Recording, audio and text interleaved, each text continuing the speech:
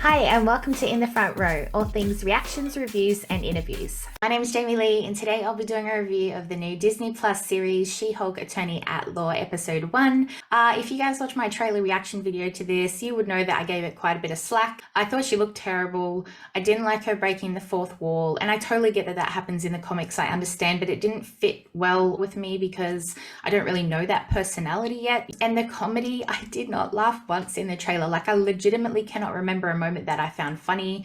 So I was like, Marvel, like their jokes aren't landing with me at the moment, and it was a little bit disappointing. But anyway, my point is I gave it quite a lot of slack. I had really low expectations, and after I watched episode 1, I genuinely really enjoyed it. Like, it was enjoyable, likable watch, and I'm happy to watch the next one. So yeah, I was really surprised with that and quite happy. So in this episode, we're introduced to Jen Walters, who is a career-orientated comedic lawyer who happens to be cousins with Bruce Banner. Yes, that Bruce. The episode gets straight to the point, not wasting any time, showing us the transformation from Jen into She-Hulk. It literally happens in the first 5 minutes. So a spaceship comes and causes them to have a car accident, and Bruce's blood with the gamma radiation enters into Jen's bloodstream, causing her to transform into a way better looking, might I add, She-Hulk than we saw from the trailer. From there, the rest of the episode is time spent with Smart Hulk, or in this episode, Smug Hulk, training Jen and like teaching her how to cope with being a Hulk and what to expect from becoming a Hulk or becoming a superhero. Only she doesn't want to become a superhero. She wants to save the world through her career. So that's cool, fair enough. So to start off with, I want to correct myself and backtrack a little bit, because in my trailer reaction, I did say that she looked terrible. I didn't like the fact that like we couldn't see any movement or any lines from her face, like when she gave expressions and things like that. And even like in her arms and things, everything just looks so smooth and so tight. And yeah, I don't know, it looked so strange to me. And I just thought maybe it's something I need to get used to, but I could clearly see in this episode that she looks way better. She looks so good in this. Every time she gave an expression, you could see the lines in her face moving, you could see her expressions, and yeah, it just looked way more natural than it did in the trailer. So I was really, really happy about that, because that was one thing that I was like, oh, that's gonna put me off this whole show. But yeah, it didn't. Likewise, in my reaction video, I didn't like where they were going with the Hulk. I thought they made him look pathetic. You know, she could throw the boulder further than him. She could get a grip on the meditation sort of stuff and was better than him in that sense. And he even said that he was jealous.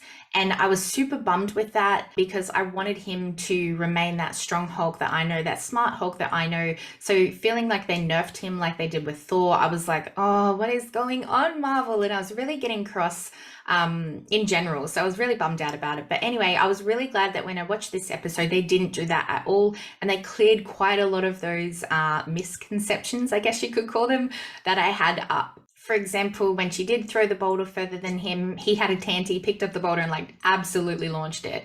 So stuff like that. And even him explaining why he was jealous. Like, he's not jealous because she's better or she's stronger or she's smarter or anything like that. They were showing that he was jealous because it took him 15 years to get a grasp of his alter ego and, you know, really get the Hulk under control, and it's taken her 3 months. So they weren't showing that she was better in a sense. Well, I didn't feel like they were. I felt like they were really recognizing Hulk's struggle and like recognizing how far he's actually come as a character. And I thought that was quite nice.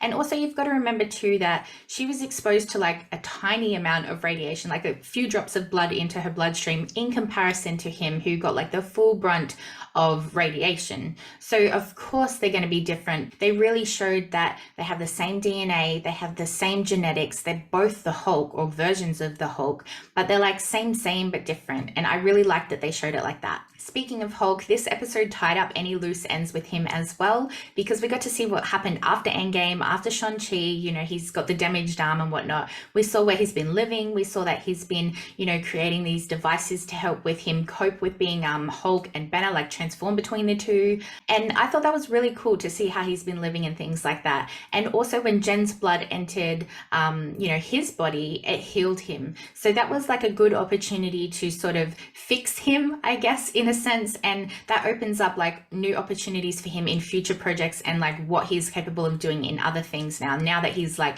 back to full capacity and like full strength and things like that. So you can tell in the first few minutes of this episode that it is supposed to be a comedy, and that's where they're going with this show. And I'm totally down for that, because I do find comedy in Marvel TV shows and Marvel movies to be great, because if everything else fails in the series or in the movie, I've at least got that to depend on to say, oh, well, at least that made me laugh, or I laughed at this point, and I've always got that to take out of it.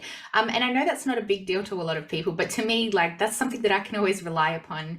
And with Thor, I didn't get that. Like, I really did not find that movie funny at all. And same with this, that first episode, I was like, I'm not finding it funny. You know, like the jokes that were supposed to land were sort of like, meh, and like crickets in the background. And again, it doesn't all have to be funny, and hopefully it picks up. But I mean, I did laugh at the Captain America's ass part, you know, like that seems to be a running joke throughout a lot of Marvel movies and stuff. And he does have an iconic ass. I'm not complaining. But yeah, you know, like finding out if he's a virgin or not, like that was something that legitimately I have never in my life thought about. Never. So like the fact that it just kept going on and on and on, I was like, okay, when are we going to end this one? So I don't know, some things just didn't land, but that's totally fine.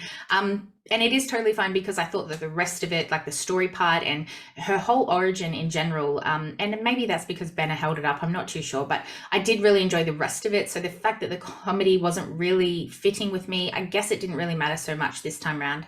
And it did show some elements of like real life in this, like that moment when she went into the bathroom at the club there, that sort of stuff does actually happen in real life. Like when the ladies were like trying to like fix her up and like really help her out. When you go clubbing, that's like the girls go to hang out for some strange reason. Like all the girls go to the toilets to fix their makeup and like get pretty. And all of the girls in there, like legitimately all of them are happy and friendly and like really supportive and like really encouraging in there, until you get out on the dance floor and you're like taking their man or something like that. But like in the toilets, like they are really like that. Like that's exactly how it would happen. So it was kind of nice to have that included in there. Another thing I really liked is that they brought up the bromance between Benna and Stark. I really did laugh when Benna was like name dropping Stark all the time. I thought that was quite funny, because it just took me back to Ant-Man doing it with Captain America, like really fangirling over the fact that they were friends and that he knows Cap and things like that. So it was really funny to see Hulk do the same thing here. Anyway, the point I was trying to make is the fact that, you know, Hulk had a really good relationship with Stark, and,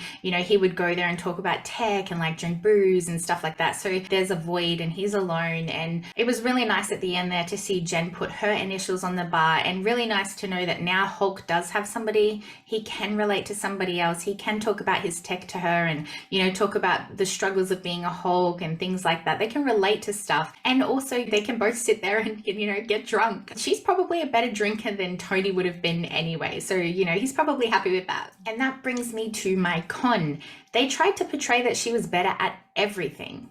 And yeah, I mean, you can do that, I guess, but to me, it came across as so bratty, so defensive and dismissive. Like if I had an older cousin who had 15 years worth of life experience, that I was struggling with something and they had that experience, like at least give them the respect to listen to them. Why wouldn't you listen to someone who's been through all this before? She was just so defensive and aggressive about everything. And I just thought that was such a strange take, because, you know, he's got her best interest at heart and he's somebody that cares about her. He's not a man that's trying to control her or tell her what to do. Like he genuinely has her best interests at hand. Likewise with the whole feminism topic, like I know a lot of people are not happy with that, but me as a woman even felt like this was a little bit in your face. You know, like I'm a woman, I can control my feelings. I'm better than you? I get harassed all the time and you don't. Like it was very there for you. And that's okay to reference that to an extent. But like even that whole scene with the three men approaching her, I just didn't think that scene needed to be in there at all.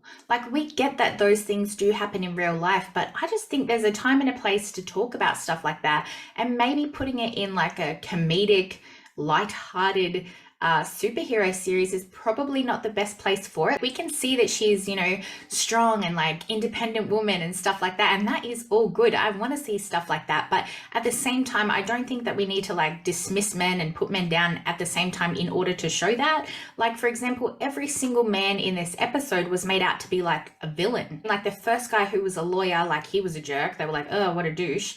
And then Hulk even, you know what I mean, he had good intentions and she was just like bratty and like accusing him of like, oh, I know it better and I can do it better. And I was just like, okay, that's like the one person that you probably shouldn't be like that with. And then same thing with those men, you know, like they just made out like men are bad, men are bad. Well, that's what I got from it anyway. And I was like, I don't know, like I really expected Hulk to not have that label, I guess. You know, I expected her to have a little bit more respect for Hulk, if not any other man. I don't know, maybe I'm just being petty and things will change in other episodes. But yeah, the feminism was definitely in your face in this. And I hope it's just not in every single episode that they're relying on that. Another two things that I was a bit like, with was that a spaceship just comes out of nowhere, and Hulk's reaction to that was like, oh, they're probably trying to deliver me a message. I'll get to the bottom of that, but first let's deal with you. Like, you are just giving her this big speech about saving the world, how she needs to be a superhero to save the world because she can do bigger and better things. And it's like, so what were you doing about the spaceship? Like, your priority is dealing with somebody trying to control her Hulk ego. So it was like, huh? Like, that's kind of contradicting to me. So I hope that the spaceship gets explored and it's not just like convenient writing. Likewise with her friend Nikki at the courtroom at the end there, that part there was really, really rushed. She was the only person apart from Jen's family who knows that she is She-Hulk. And it's sort of like the moment there was like one villain comes out and suddenly it's like, come on, Jen, you know, like transform into She-Hulk. And it's like, what about the repercussions of that? Like, is there not any other way to control this villain? But yeah, that little fight scene at the end there did seem very rushed, and I get where people feel like underwhelmed with that. But yeah, I was totally fine with it. So I really liked the actress. I thought she had so much personality. She had so much chemistry with her and Mark. And I'm just so interested to see how she goes at, you know, holding an episode for herself as She-Hulk. She's career driven, she's smart, she's comedic. So I really want to see that, and I'm interested to see that without the likes of Hulk, Wong, Daredevil, you know, without these other people supporting her and holding the show up a little bit. I'm curious to see that, but as I said, I'm really enjoying it so far. Hopefully I enjoy the other episodes. I'm going to be doing reviews of it weekly, so yeah, you'll soon find out. Anyway, if you liked this video, please give it a like, and if you're not already, please subscribe to my channel, and then head on over to my Instagram and give me a follow over there as well, please. Okay, sweet as, have a good day. Bye.